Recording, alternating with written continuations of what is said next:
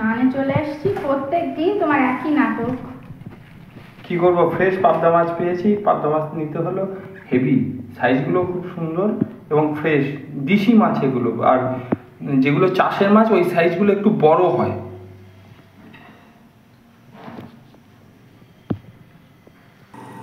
পাবদা মাছ কাটা খুব সহজ, কিন্তু তোমার কাজই হলো আমাকে জ্বালাতন করা।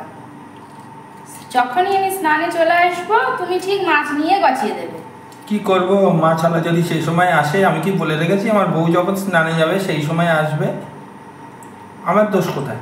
তুমি জানছো আমি স্নানে এসেছি, এবার থেকে মাছ নেবে, নিয়ে নিজে নিজে কাটবে। তাহলে বিয়ে করলাম কেন? তুমিই মাছ কাটবা কেন, আমার বাবা কি বিয়ে দেওয়ার সময় লিখে দিয়েছিল নাকি কাগজ কলমে? অলিখিত অনেক কিছু বলা থাকে। এটা তার, তুমি বিয়ে করে নিয়ে যাচ্ছ মাছ কাটার জন্য, রান্না করার জন্য।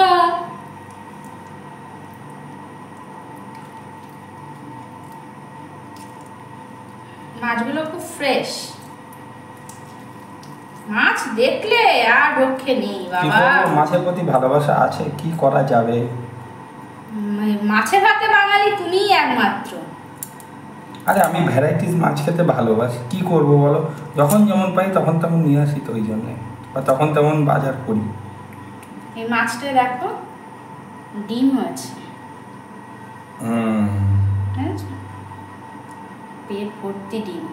বর্ষাকালে এখন তো ডিম হবেই, সব মাছেরই ডিম হচ্ছে। ফ্রেশ মাছগুলো একদম ফ্রেশ। এরও মাছের ডিম হয়েছে দেখো। আরে এই দাদা আমাদের ভ্যারাইটিস মাছও দেয়। উনি যদি একটু সকাল সকাল আসে এই ঝামেলাটা থাকে। তা ও তো মাছ কিনবে, বেচতে বেচতে আসবে, ওকেও তো সময়টা দিতে হবে। ওর তো হেলিকপ্টার নেই যে উড়ে উড়ে লোকের বাড়ি যাবে। একটু চিংড়ি মাছ থাকলে ভালো হতো, মোচা কাটা রয়েছে, মোচা চিংড়ি করতাম, যেটা দরকার সেটা নেই। কি করা যাবে, চালিয়ে নাও। অনেকদিন পর কিন্তু পাবদা খাবো। পাবদা মাছ খেতে ঝাল ঝাল খেতেও ভাল লাগে, ঝোল খেতেও ভাল লাগে। পাবদার টেস্টই আলাদা।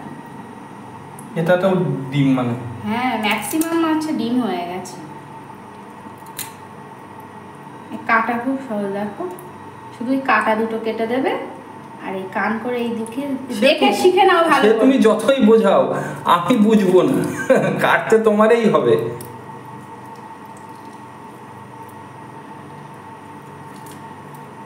হেল্প তো করো না, কাজ বাড়ানোর জন্য একদম রেডি হয়ে আছো তুমি।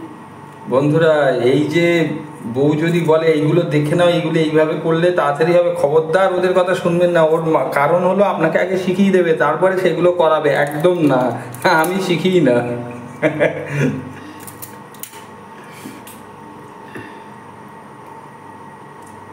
বিড়াল ছিলে নাকি তুমি? আগের জন্ম মনে হচ্ছে তুমি বিড়ালই ছিলে। মাছ দেখলে আর রক্ষে নেই বাবা। মাছগুলো সব ফ্রেশ আছে।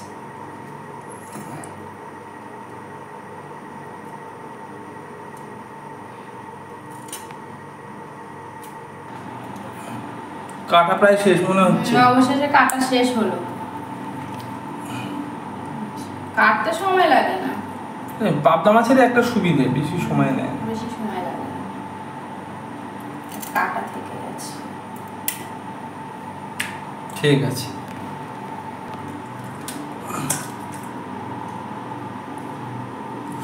না কল টেনে দাও, ধুয়ে দিই। কিছু তো কাজ করতেই হবে। পাবদা মাছ ধুচ্ছ? পাবদা মাছের গায়ে খুব নাল থাকে, ভালো করে ধুতেও পারছি না। দেখো ডিম বেরিয়ে আসছে,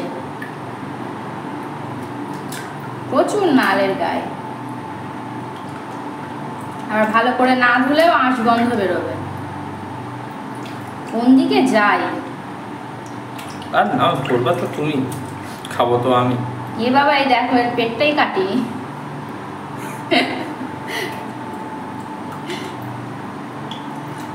তাড়াহুড়া করলে এই হয়।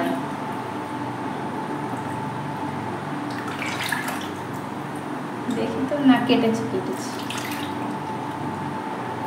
পাবদার অনেক আইটেম হবে, ঝোল ঝাল। পাবদা মাছের ঝোল করব গরমে, পাতলা ঝোল, বড়ি দিয়ে ঝোল হবে।